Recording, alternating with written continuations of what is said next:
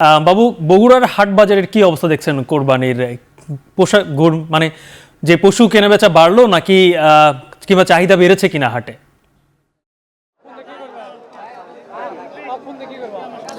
গালিব, আপনাকে একটু দেখাতে চাই হাটের পরিবেশটা, তাহলে আপনি বুঝতে পারবেন যে আসলে কী পরিমাণ কোরবানির পশুর আমদানি হয়েছে।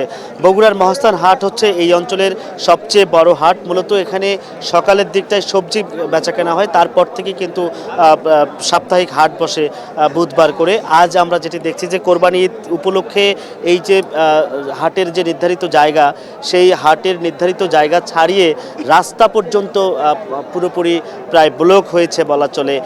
এত পরিমাণ পশুর আমদানি হয়েছে এখানে। আমরা হাট কর্তৃপক্ষের সাথে কথা বলেছি, তারা যেটি বলছেন যে দুপুর থেকে এখন পর্যন্ত কমপক্ষে 20,000 কোরবানির পশু কিন্তু মহাস্থান হাটে নিয়ে আসা হয়েছে।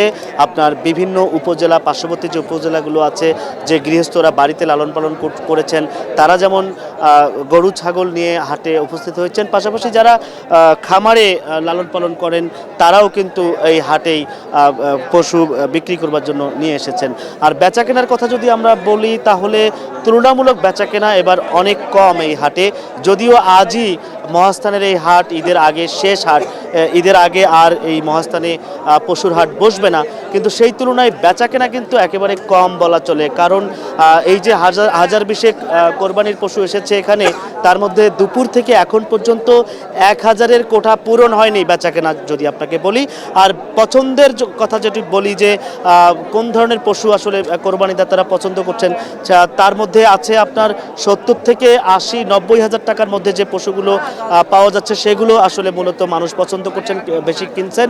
আর এর উপরে যেগুলো আছে 1 লাখ থেকে তার উপরে 2.5 লাখ 3 লাখ টাকা পর্যন্ত, সেই ধরনের পশু কিন্তু বেচাকেনা একেবারেই হচ্ছে না এই হাটে। তবে ক্রেতারা বরাবরই যে অভিযোগ করেন যে তারা বলছেন দাম বেশি চাওয়া হচ্ছে, আবার যারা বিক্রেতা তারা বলছেন যে এবার এই মৌসুমে আপনার খরচ বেশি হওয়ার কারণে আসলে তাদের পত্তা হচ্ছে না সেভাবে, দাম তারা কাঙ্ক্ষিত দাম পাচ্ছেন না। এই ছিল গালিব এখন পর্যন্ত আমার কাছে বগুড়ার সবচেয়ে বড় যে মহাস্থান হাট, সেই হাটের কোরবানির পশু